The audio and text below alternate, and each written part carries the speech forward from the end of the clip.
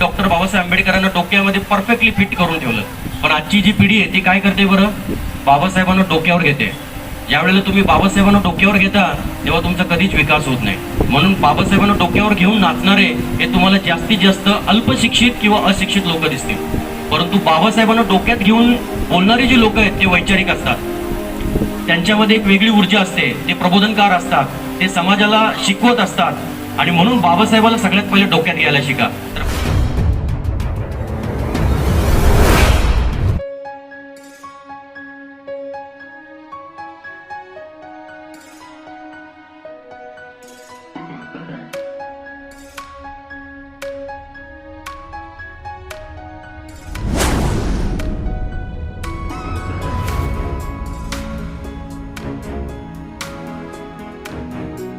आज जे मान्यवर आपल्या इथे उपस्थित आहेत, उमाकांतजी माने साहेब, हे आपल्या समोर त्यांचे विचार ते मांडणार आहेत. तर मी त्यांना विनंती करतो की त्यांनी त्यांचे विचार थोडक्यात आम्हाला इथे मांडावे. जय भीम. ज्यावेळेला आपण जय भीम म्हणत असतो त्यावेळेला आपण डॉक्टर बाबासाहेब आंबेडकरांचा विजय म्हणत असतो. ज्यावेळेला डॉक्टर बाबासाहेब आंबेडकरांचा विजय होतो त्यावेळेला साहजिकच भारतीय संविधानाचा सुद्धा आपण जय म्हणत असतो.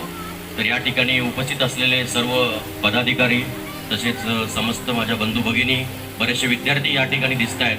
तर आजचा विषय थोडासा वेगळा आहे. मी पूर्णपणे इथे जाहीर करू शकतो की तुम्ही बोर होणार नाही याची मी गॅरंटी देतो तुम्हाला. आणि हा जो विषय आहे तो फारच वेगळा आहे आणि तुम्ही कधीच ऐकला नसेल. आणि हा विषय शक्यतो विद्यार्थ्यांना आहे. आणि इथे जे विद्यार्थी आहेत त्यांनी थोडंसं लक्ष देऊन ऐका, आणि विद्यार्थ्यांच्या आईने सुद्धा, कारण मुलांवरती संस्कार करण्याचं काम ह्या त्यांच्या आई करत असतात. त्यामुळे हा विषय फारच महत्त्वाचा आहे. तर आपण सुरुवात करूया. एक गोष्ट सांगतो त्या आधी, सांगण्याच्या आधी. ही गोष्ट मुंबईतलीच आहे. मुंबईतल्या एका डॉक्टर फॅमिलीची आहे. दोघे नवरा बायको आहेत, दोघेही डॉक्टर आहेत. नवरा ENT डॉक्टर आहे आणि त्यांच्या मिसेस ह्या डोळ्यांच्या डॉक्टर आहेत. आणि त्यांना वेळ मिळत नाही आणि त्यांना एक मुलगा आहे. आणि ते त्यांच्या डेली रुटीनमध्ये एवढे बिझी असतात की त्यांना इतर कामासाठी किंवा मुलाकडे लक्ष द्यायला अजिबात वेळ मिळत नाही. सकाळी 10 वाजता त्यांची ओपीडी चालू होते, ती 1 वाजेपर्यंत चालते. त्याच्यानंतर 2 ते संध्याकाळी 5 वाजेपर्यंत ते ऑपरेशनचं काम करतात. आणि पुन्हा संध्याकाळी 7 वाजल्यापासून रात्री 10 वाजेपर्यंत ओपीडी चालतात. जर एवढं बिझी शेड्यूल आणि एवढं बिझी लाईफ असेल तर मग मुलांकडे लक्ष कसं द्यायचं किंवा त्यांच्या शिक्षणाची जबाबदारी कशी घ्यायची, हा त्यांच्यापुढे एक पडलेला मोठा गंभीर प्रश्न होता. मग या प्रश्नातून बाहेर येण्यासाठी ते ठरवतात की आपल्या मुलाला आपण एक प्रायव्हेट कोचिंगला, प्रायव्हेट ट्युशनला टाकूया. मग ते वेगवेगळ्या कोचिंग क्लासेस शोधत असतात मुंबईमध्ये. त्यांना खूप हाय प्रोफाईल क्लासेससुद्धा सापडतात. पण त्यांचा एक मित्र असतो आणि त्यांना सांगतो की बाजूला जी झोपडपट्टी आहे त्या झोपडपट्टीमध्ये एक शिक्षिका आहेत आणि त्या फार चांगल्या शिकवतात, तर तुम्ही तुमच्या मुलाला तिथे नक्कीच टाकू शकता. मग ते डॉक्टर साहेब जातात तिकडे, चौकशी करतात आणि त्या मॅडमला भेटून घरी येतात आणि सांगतात की माझ्या मुलाला मी इथे शिकायला पाठवणार आहे. त्यांची मिसेस विचारतं की आपण एवढ्या मोठमोठ्या क्लासेस बघितल्या, तुम्हाला झोपडपट्टीत असं काय आवडलं की आपल्या मुलाला तुम्ही तिकडे शिकायला पाठवताय. मग ते उत्तर देतात, ज्या वेळेला मी त्या क्लासमध्ये गेलो आणि त्या मॅडमनी घराचा दरवाजा उघडला तर सगळ्यात पहिले मला डॉक्टर बाबासाहेब आंबेडकरांचा फोटो दिसला. आणि घराच्या मध्ये गेलो तर मला भगवान बुद्धाचा फोटो दिसला. आता हे दोन्ही कशाचे प्रतीक आहेत? पण दोन्ही सुद्धा ज्ञानाचे प्रतीक आहेत. डॉक्टर बाबासाहेब आंबेडकर आणि भगवान बुद्ध. बुद्धांच्या बाबतीत सांगायला गेलं, ज्या वेळेला आम्ही बुद्धम शरणम गच्छामी म्हणतो त्यावेळेला भगवान बुद्धाला शरण जातो असं म्हणत नाही, तर आपल्या स्वतःच्या बुद्धीला शरण जातो असंच त्याचा अर्थ होतो. ज्ञानाला शरण जातो. तर हे दोन्हीचे प्रतीक आहेत. डॉक्टर बाबासाहेब आंबेडकर असो किंवा भगवान बुद्ध असो, हे पूर्णपणे ज्ञानाचे प्रतीक आहेत. त्यामुळे लोक त्यांच्याकडे बघण्याचा लोकांचा दृष्टिकोन बघा काय आहे. डॉक्टर दाम्पत्य असो किंवा अजून आणखीनही सुशिक्षित लोक असो, हे त्यांच्या मुलांच्या भविष्यासाठी डॉक्टर बाबासाहेब आंबेडकरांना एक आदर्श म्हणून बघतात. तर आजचा विषय माझा असाच आहे की शैक्षणिक क्षेत्रातील प्रगतीसाठी डॉक्टर बाबासाहेब आंबेडकर एक आदर्श.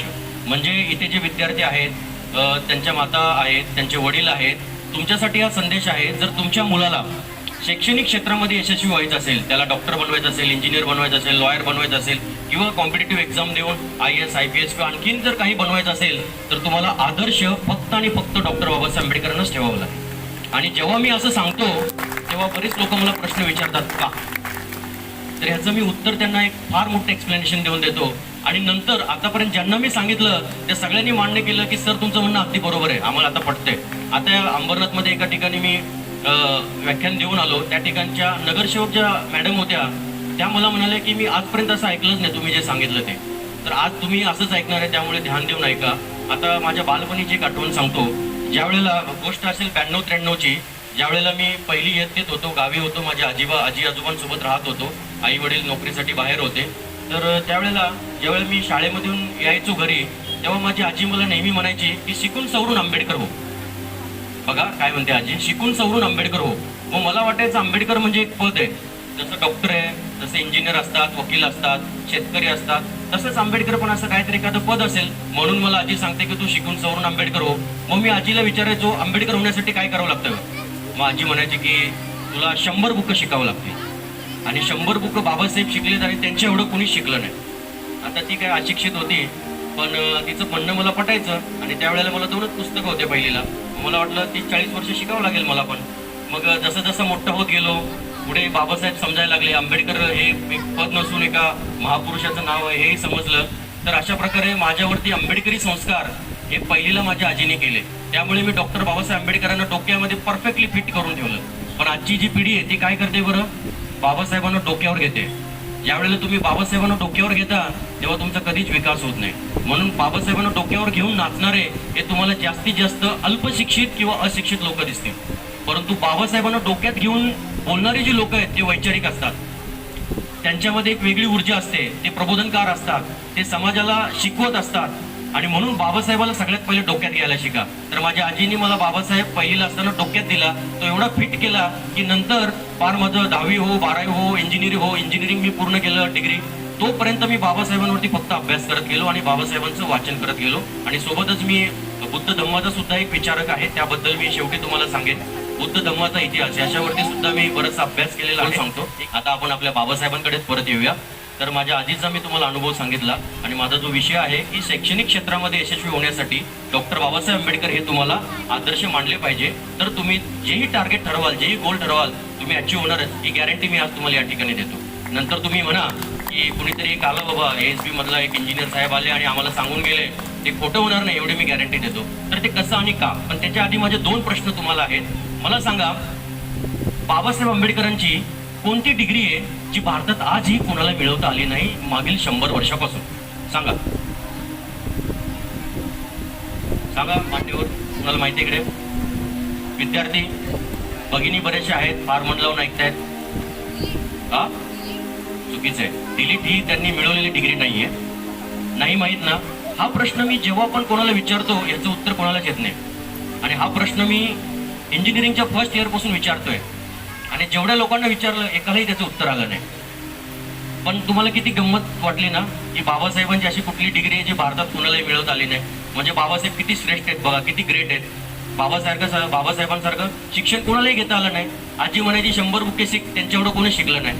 मग मी आजीचं हे वाक्य डोक्यात घातलं आणि मी अभ्यास करत गेलो, रिसर्च करत गेलो, आणि त्यानंतर मला कळलं की माझी आजी बरोबर म्हणत होती. बाबा ती बाबासाहेबांची एक अशी डिग्री आहे, तिला माहिती असेल की नाही मला माहित नाही, पण ती जे म्हणली ते मला पक्क नंतर बाबासाहेबांचा अभ्यास केल्यानंतर मला माहीत झालं.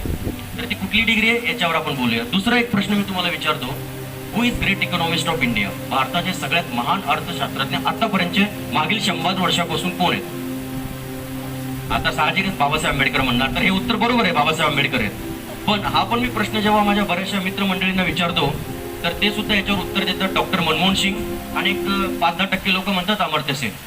आता मनमोहन सिंग आणि अमर्त्य सेन हे महान अर्थतज्ञ आहेत, यात काही वादच नाही. पण डॉक्टर बाबासाहेब आंबेडकर हे त्यांच्यापेक्षाही सुद्धा महान अर्थतज्ञ आहेत. तर यांच्याबद्दल लोकांना माहिती नाही. म्हणून आता आपण याच्यावर सखोल माहिती मी तुम्हाला देतो. आता सुरुवात आपण डॉक्टर बाबासाहेब आंबेडकरांच्या पहिलीच्या शिक्षणापासून करूया. तर 1896ला डॉक्टर बाबासाहेब आंबेडकरांनी साताऱ्याच्या राजवाडा चौकमध्ये असलेल्या एका शाळेमध्ये पहिलीला प्रवेश घेतला. ती तारीख होती 7 नोव्हेंबर, म्हणून महाराष्ट्र सरकार दरवर्षी 7 नोव्हेंबरला विद्यार्थी दिवस म्हणून साजरा करते, कारण तो डॉक्टर बाबासाहेब आंबेडकरांचा शाळेतला प्रवेश करण्याचा पहिला दिवस आहे. आणि त्यानंतर ते 4थीची परीक्षा सुद्धा उत्तीर्ण होतात. आणि त्यावेळेला अस्पृश्य समाजामध्ये, अनटचेबल सोसायटीमध्ये 4थी होणं सुद्धा फार मोठं गोष्ट असायची, कारण त्यावेळेला 4थी झालेला व्यक्ती शिक्षक सुद्धा व्हायचा. त्यामुळे बाबासाहेबांचा सत्कार करण्यात आला, कारण एवढ्या अस्पृश्य जातीमध्ये 4थी होणं फार मोठी गोष्ट होती. मग 1907ला डॉक्टर बाबासाहेब आंबेडकर इंग्लिश मधून मॅट्रिक पास होतात. मॅट्रिक म्हणजे SSC, आजचे SSC म्हणून तेव्हा मॅट्रिक म्हणायचे.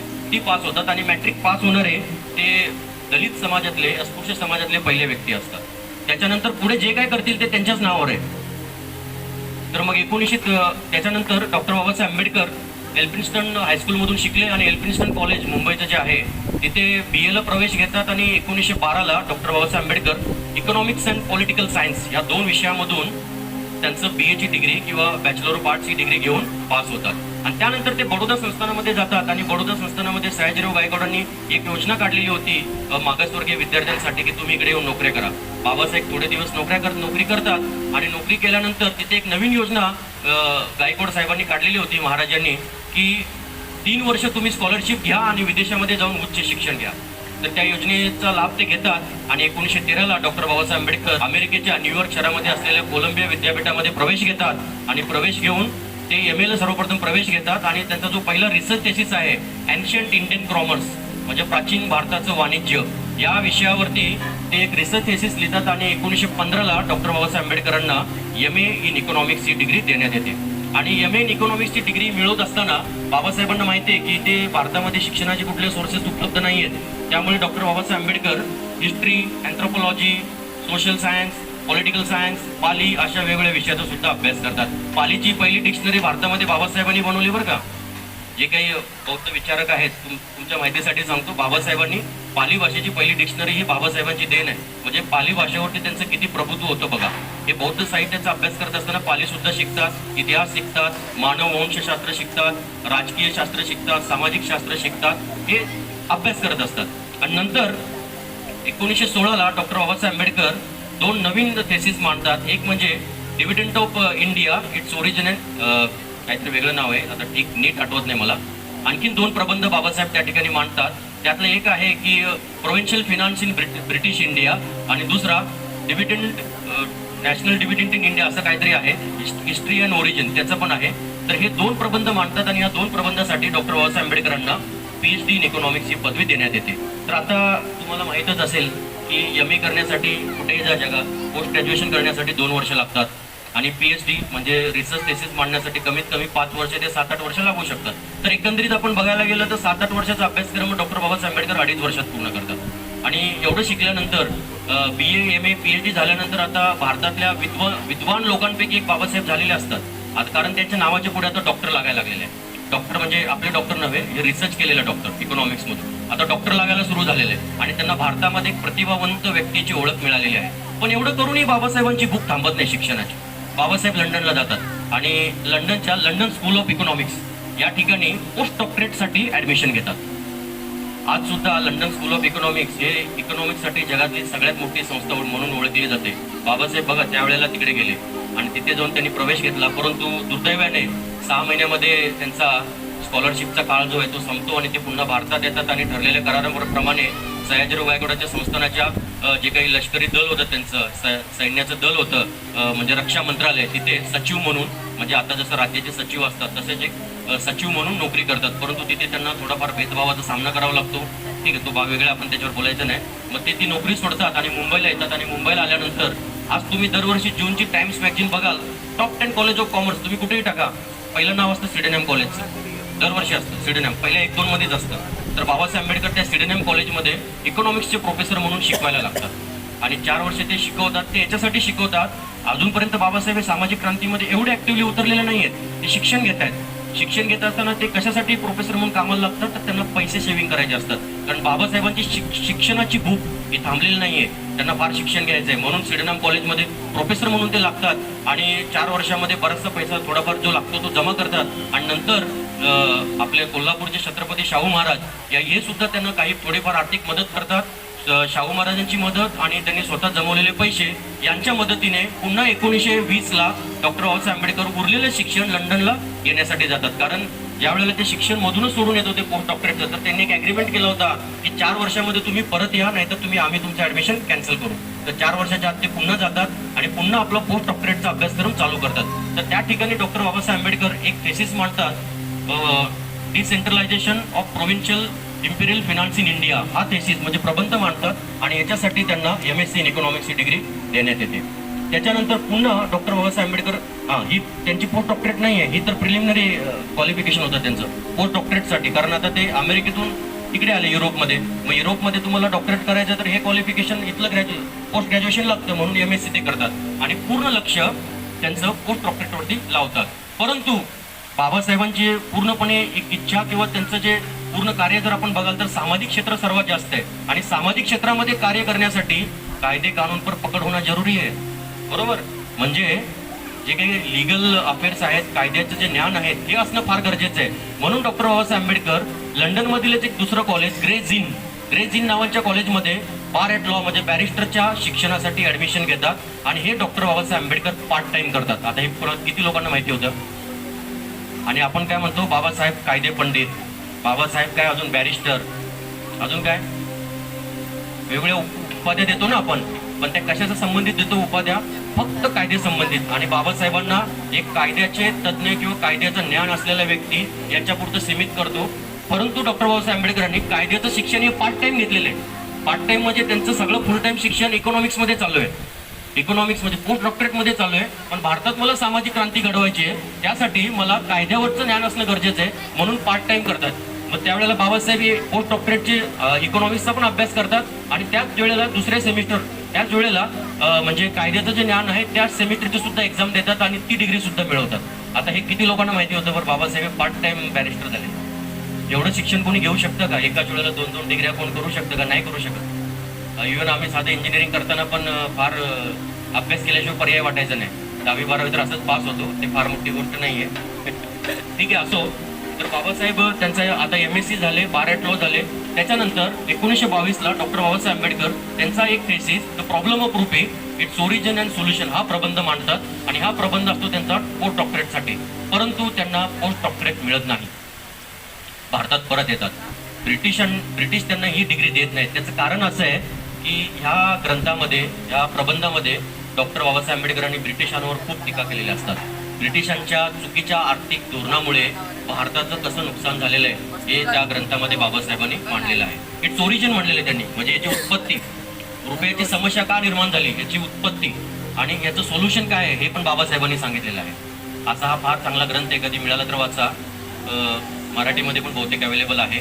त्यांना ती डिग्री मिळत नाही, पण शेवटी 1923ला बाबासाहेबांच्या विद्वत्तेसमोर हार मानून ब्रिटिश त्यांना ती डिग्री देऊन टाकतात आणि तिकडे त्यांना बोलून 1923ला डॉक्टर बाबासाहेब आंबेडकरांना doctor of science in economics ही पदवीने सन्मानित करतात. आता बघा बाबासाहेब किती शिकले, BA इकॉनॉमिक्स, लक्ष द्या, BA इकॉनॉमिक्स, MA इकॉनॉमिक्स, तिकडे गेला अमेरिकेला, PhD economics, MSc economics, DSc economics आणि 6वी डिग्री बार ॲट लॉ. 6 डिग्र्या बाबासाहेबांनी स्वतः अभ्यास करून मिळवल्या. 1896 पासून 1923 पर्यंत 27 वर्ष लगातार बाबासाहेब आंबेडकर शिकत राहिले. हे फार मोठं आश्चर्य विद्यार्थी भगिनीनं तुम्ही ऐकून घ्या, हे तुमच्यासाठी आदर्श ठरणार आहे. म्हणून मी विषय काय निवडलाय, शैक्षणिक क्षेत्रात जर तुम्हाला यशस्वी व्हायचं आहे तर तुम्हाला आदर्श बाबासाहेबच मानावं लागेल.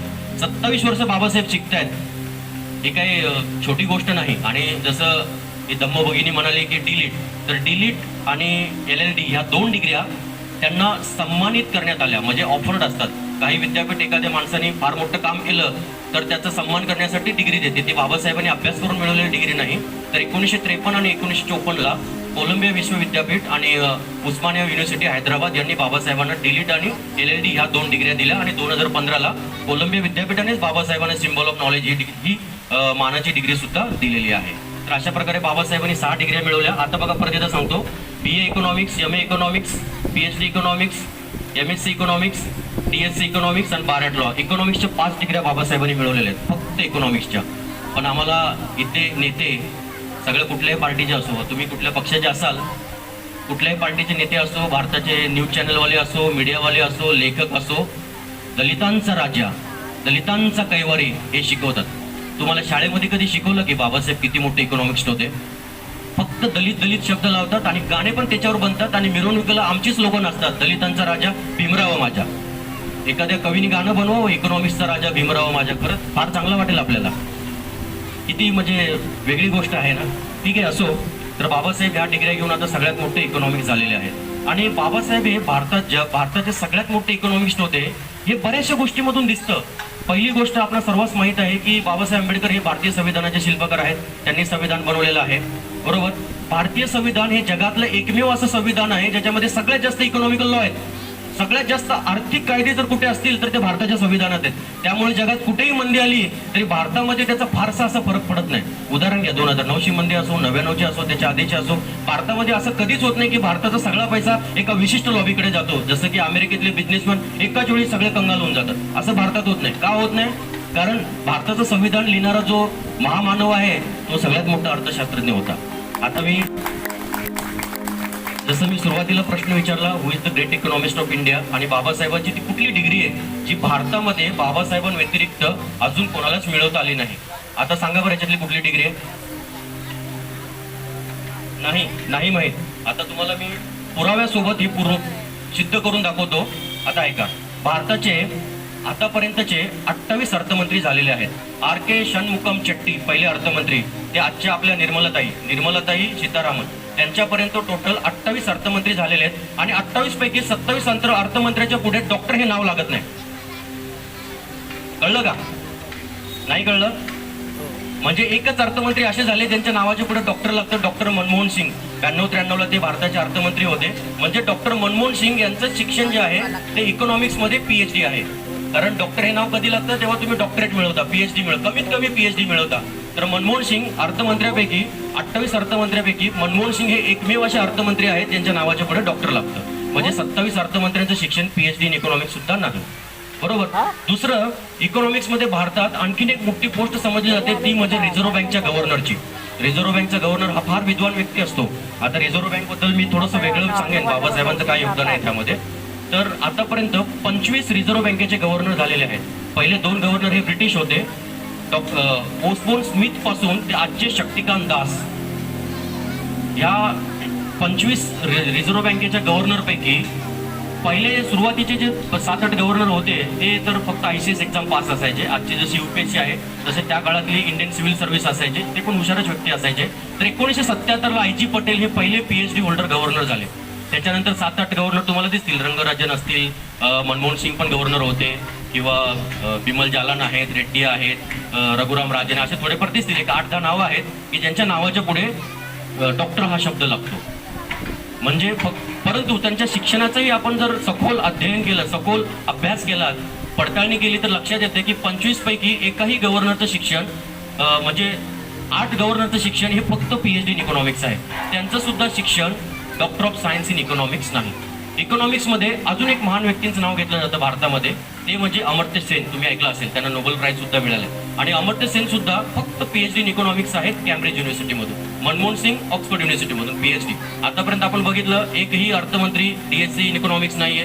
रिझर्व्ह बँकेचा गव्हर्नर आजपर्यंत doctor of science in economics झालेला नाहीये. इकॉनॉमिक्समध्ये तिसरी एक मोठी पोस्ट समजली जाते, ती म्हणजे प्लॅनिंग कमिशन ऑफ इंडियाचे डेप्युटी चेअरमॅन. कारण चेअरमॅन नेहमी पंतप्रधान असतात आणि डेप्युटी चेअरमॅन हा सुद्धा इकॉनॉमिक्समध्ये फार मोठा व्यक्ती असतो. जसं मॉन्टेक सिंग आलूवालिया वगैरे असे मोठमोठे व्यक्ती होते. तर यांच्यामध्ये सुद्धा एकही डेप्युटी चेअरमॅन नाही आहे की ज्याचं शिक्षण हे डॉक्टर ऑफ सायन्स इन इकॉनॉमिक्समध्ये नाही. म्हणजे बघा किती मोठी गोष्ट आहे. 1923ला डॉक्टर बाबासाहेब आंबेडकर यांनी doctor of science in economics ही पदवी मिळाली. आज 2022 आहे, पुढच्या वर्षी 2023 आहे, 100 वर्ष पूर्ण होतील. या 100 वर्षामध्ये बाबासाहेबांसारखी doctor of science of degree एकही भारतीय माणसाला अथवा भारतीय वंशाच्या विदेशातल्या माणसाला मिळवता आली नाही. म्हणून मी तुम्हाला विद्यार्थ्यांना सांगू इच्छितो की शैक्षणिक क्षेत्रात जर तुम्हाला यशस्वी व्हायचंय, तुम्हाला बाबासाहेबच आदर्श ठेवावा लागेल. तुम्ही बाबासाहेबांसारखं थोडंफार प्रयत्न कराल तर ऍटलिस्ट कुठेतरी पोस्ट ग्रॅज्युएशन तरी कराल. तुम्ही इकडच्या छोट्या मोठ्या माणसाला तुमचा आदर्श ठेवाल तर तुम्ही इथंपर्यंत पोहोचू शकणार नाही. आणि राहिली गोष्ट रिझर्व्ह बँकेबद्दल, आपलं एप्रिल महिन्यात चालू आहे. एप्रिल आंबेडकर जयंतीच असते. तसेच एप्रिलमध्ये आपलं नवीन फायनान्शियल इयर पण चालू होतं. तर रिझर्व्ह बँक ऑफ इंडिया हे काय आहे माहिती आहे का? आपण DSc बद्दल बोललो, आता तुम्हाला कळलं असेल doctor of science, DSc economics, बाबासाहेबांची सगळ्यात मोठी डिग्री कुणालाही मिळवता आली नाही. याचं प्रॅक्टिकल स्वरूप म्हणजे रिझर्व्ह बँक ऑफ इंडिया आहे. नाव काय त्यांच्या थेसिसचा, त्यांच्या रिसर्चचा प्रबंध काय आहे? द प्रॉब्लेम ऑफ रुपी, रुपयाची समस्या.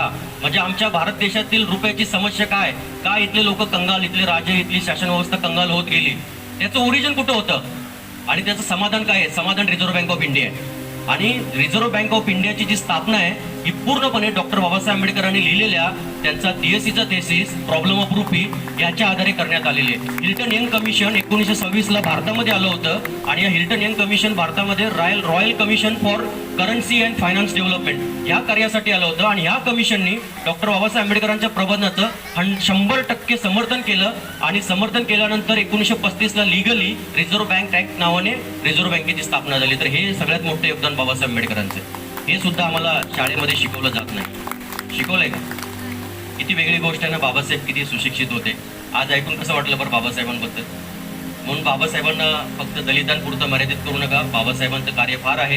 तुम्हाला वेगवेगळ्या विषयावर खूप सारे लोक सांगतील. स्त्रियांसाठी त्यांचं कार्य असेल, आणखीन वेगवेगळ्या विषयामध्ये असेल, सामाजिक कार्य असेल. पण मी थोडंसं वेगळं सांगितलं तुम्हाला सगळ्यात पहिले बघा बाबासाहेबांचा संदेश काय आहे? शिका, संघटित व्हा, संघर्ष करा. बाबासाहेबांनी सगळ्यात पहिले शिकायलाच का सांगितलं? मग माझा आदर्श असा आहे की बाबा तू एवढा सुशिक्षित आहे की त्याच्या एवढं कोणच नाहीये. आपण आदर्श घेताना पण असा घेतला पाहिजे ना, बरोबर का नाही? म्हणून बाबासाहेबांनी सांगितले की पहिले तुम्ही शिका आणि आदर्श बाबासाहेबांनाच ठेवा, कारण ते एवढे शिकलेत की त्यांच्या एवढं 100 वर्षात कोण शिकलं नाही. ही गोष्ट लक्षात ठेवा. आता भारतीय संविधानाबद्दल थोडंसं बोलतो. या काळामध्ये तुम्हाला वाटतं की लोक एवढे सेक्युलर होते की बाबासाहेबांना म्हणतील या साहेबांनी तुम्ही संविधान लिहा? वाटतं का असं काय असेल? बरं, संविधान कसं लिहिलं बाबासाहेबांनी माहिती आहे? बाबासाहेबांना ती संधी कशी मिळाली? बाबासाहेबांच्या संविधान सभेत येण्यासाठी दरवाजे तर बंदच केले होते, पण खिडक्या पण बंद केल्या होत्या. ही पण एक शोकांतिक आहे. ऍक्च्युली असं आहे की गांधीजींनी संविधान निर्माण करण्यासाठी BN राव यांना सल्लागार म्हणून निवडलेलं होतं आणि BN राव हे सुद्धा आता त्यावेळेला काँग्रेसच होतं आणि काँग्रेसमध्ये पण फार सारे बॅरिस्टर होते. BN राव होते, गांधीजी होते, नेहरू होते, मुंशी होते, बरेच काही होते. मग बाबासाहेबांनाच देण्याची का गरज भासली बरं? तर याचा एक इतिहास आहे मित्रांनो, तुम्हाला कदाचित माहीत नसेल, तेही सांगतो. ज्यावेळेला संविधान सभेची निर्मिती झाली त्यावेळेला BN रावला गांधीजींनी भारताच्या संविधानाचा सल्लागार म्हणून नियुक्त केलं आणि राजेंद्र प्रसाद हे संविधान समितीचे अध्यक्ष झाले. मग आता त्यावेळेला ठरलं की जगभरामध्ये संविधान निर्माण करणारे किती लोक आहेत त्यांच्याकडे जाऊन आपण सल्ला घेऊया. मग BN रावने एक समिती बनवली आणि लंडनच्या पॉलिटिकल सायन्सचे प्रोफेसर होते फिलिप जेनिंग यांच्याकडे पाठवलं. तुम्ही जा आणि त्यांच्याकडून सल्ले घ्या, कारण त्यावेळेला ते कन्सल्टंट होते. ते पैसे घेऊन वेगवेगळ्या देशाचे संविधान लिहायचं काम करायचे. मग त्यांना सल्ला घेतला. तर सल्ला घेतल्यानंतर फिलिप जेनिंग काय म्हणतात की मला तुमच्या देशाचं संविधान लिहिण्याची गरज नाही आहे, कारण तुमच्या देशामध्ये एक फार मोठा विद्वान आहे आणि मी त्याची पुस्तकं वाचून संविधान लिहितो, डॉक्टर बाबासाहेब आंबेडकर. तुम्ही त्यांच्याकडूनच संविधान लिहून घ्या. आणि दुसऱ्या दिवशी ही बातमी लंडनच्या सगळ्या वर्तमानपत्रामध्ये छापली. मग आता हे लपवू पण शकत नाही काँग्रेस. आता सगळ्या ब्रिटिशांना पण माहिती झालं. मग ती समिती भारतात येते आणि आपला प्रस्ताव मांडते. त्यामुळे जबरदस्तीने का होईना आपण बाबासाहेबांना संविधान निर्मितीच्या मसुदा समितीचा अध्यक्ष म्हणून नेमावं लागतं. आता संविधान समितीमध्ये 289 सदस्य होते, 13 समित्या होत्या. त्या 13 समित्यापैकी एका समितीच्या 7व्या सदस्यांनी संविधान का लिहिलं बरं? काही लोक म्हणतात अरे हो तो संयुक्त निर्माता आहे, म्हणजे काय एकट्याने आंबेडकरांनी लिहिले का? बाकीच्या लोकांनी पण लिहिले, असा अपप्रचार करतात बाबासाहेबांना. तो गैरसमज आहे. संविधान फक्त एकटं बाबासाहेब आंबेडकरांनीच लिहिलेलं आहे. हेही कसं ते सांगतो तुम्हाला. त्या मसुदा समितीमध्ये 7 सदस्य होते. त्या 7 पैकी पहिले सदस्य वारले, दुसरे सदस्य रिझाईन दिलं. या दोघांची रिप्लेसमेंट आली, पण ते एवढे ऍक्टिव्ह नव्हते, इंटरेस्ट दाखवत नव्हते. तिसरे सदस्य जे होते अयंगर म्हणून, त्यांना काश्मीरचं प्रधानमंत्री बनवण्यात आलं होतं. चौथे सदस्य होते, त्यांना हैदराबादच्या प्रश्नामध्ये बिझी ठेवण्यात आलेलं होतं. 5वे सदस्य होते, ते संयुक्त राष्ट्रामध्ये बिझी होते. आणि 6वे सदस्य सय्यद मोहम्मद अब्दुल्ला हे नेहमी आजारी असायचे, ते दिल्लीला पण येऊ शकत नव्हते. त्यामुळे सगळी जबाबदारी डॉक्टर बाबासाहेब आंबेडकर ह्या एकट्या महापुरुषावर आली. आणि डॉक्टर बाबासाहेब आंबेडकरांनी 2 वर्ष 11 महिने 18 दिवस सतत अभ्यास करून आणि त्याच्यामध्ये मेहनत करून भारतीय संविधान या देशाला दिलेलं आहे. आणि म्हणून भारतीय असेंब्लीमध्ये डॉक्टर बाबासाहेब आंबेडकर संविधान देतात आणि काँग्रेस संविधान घेत आहे, असाच फोटो आहे. हे त्याचं कारण आहे.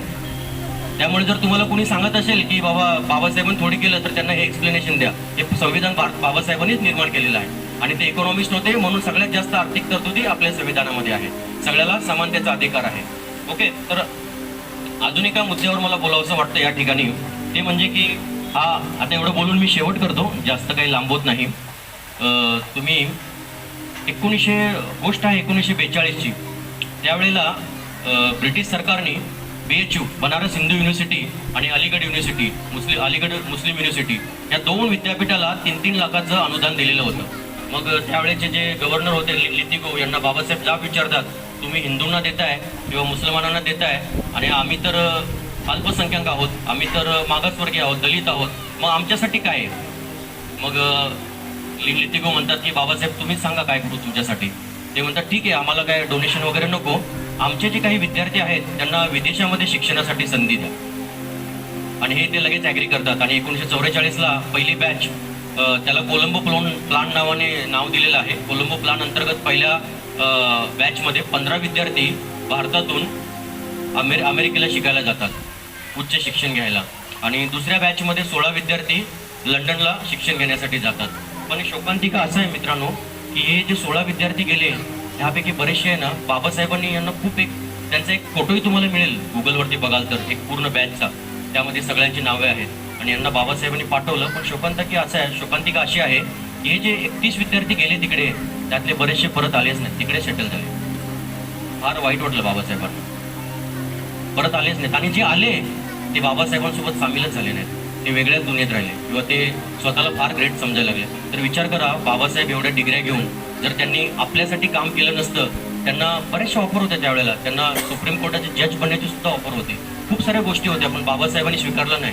कॉलेजचं त्यांना प्रिन्सिपल सुद्धा करत होते, खूप सारे, बऱ्याच हे तर छोट्या गोष्टी आहेत, खूप साऱ्या गोष्टी होत्या, पण बाबासाहेबांनी आपल्यासाठी स्वीकारल्या नाहीत. आणि हे 31 विद्यार्थी जे होते हे बरेचसे आले नाहीत, आणि जे आले ते बाबासाहेबांसोबत सामील झाले नाही. फक्त 3च लोक बाबासाहेबांसोबत प्रामाणिक राहिले. आणि पहिलं नाव आहे खोब्रागडे साहेबांचं, तुम्ही ऐकलं असेल, दादासाहेब खोब्रागडे, नागपूरचे. यांना तर स्कॉलरशिप पण मिळेल नव्हती, हे बाबासाहेबांच्या सल्ल्याने स्वखर्चाने गेले होते, कारण ते श्रीमंत घराण्यातले होते. ते आले आणि त्यांनी आल्या बाबासाहेबांच्या स्वप्नातलं जे राजकीय पक्ष होता RPI, त्याच्यामध्ये सामील झाले. तुम्ही 77-78 पर्यंत त्यांचा कार्यकाल बघा, ते शेवटपर्यंत ऍक्टिव्ह राहिले RPI सोबत, ते अजिबात फुटले नाही. दुसरं जे नाव आहे ते म्हणजे एन के उके साहेब. हे दिल्लीला ICS एक्झाम पास झाले, ते फार हुशार होते. त्यांची तर स्कॉलरशिपमध्ये मागासवर्गीय कॅटेगरीमधून सुद्धा निवड झाली नव्हती, ते ओपन कॅटेगरीतून निवडून आले होते. त्यामुळे बाबासाहेब म्हणाले की तू रिझर्व्हमध्ये येऊच नको, ओपनमधूनच ये, म्हणजे आपली एक जागा वाचेल. आणि ते एवढे हुशार होते, त्यामुळे ते नंतर IAS ऑफिसर म्हणून त्यांनी काम पाहिलं. रिटायरमेंट नंतर फार सारं धर्मकार्य सुद्धा त्यांनी केलेलं आहे. आणि तिसरं जे नाव आहे ते म्हणजे महाराष्ट्र राज्याचे माजी सचिव रत्नाकर गायकवाड साहेब यांचे वडील यशवंत गायकवाड, हे सुद्धा त्यापैकी एक होते. आणि हे 3 लोकच बाबासाहेबांसोबत पूर्णपणे प्रामाणिक राहिले. म्हणून बाबासाहेब 1956ला आग्र्यामध्ये एक भाषण करतात, आणि त्या भाषणाचं पहिलं वाक्य बाबासाहेबांचं होतं, मुझे पढे लिखे लोगों ने धोखा दिया है. गंभीर आहे ना विषय, मुझे पढे लिखे लोगों ने धोखा दिया है. असं बाबासाहेब, फार मोठं भाषण आहे. कोणाला मिळालं बाबासाहेबांचं जे व्हॉल्यूम आहे वेगळे, त्याच्यामध्ये मिळून जाईल किंवा सर्च केलं तरी मिळून जाईल. आज काय गुगलचा जमाना आहे, तर वाचा, फार चांगला संदेश आहे. विद्यार्थ्यांनी तुम्ही नक्कीच वाचा. बाबासाहेबांचं ते वाक्य होतं. ही शोकांतिका आहे की आज हे मी कशासाठी सांगतोय, आजची तरुण पिढी जी आहे ते आंबेडकरवादी विचारामध्ये मला दिसतच नाही कुठेच फ्लोमध्ये.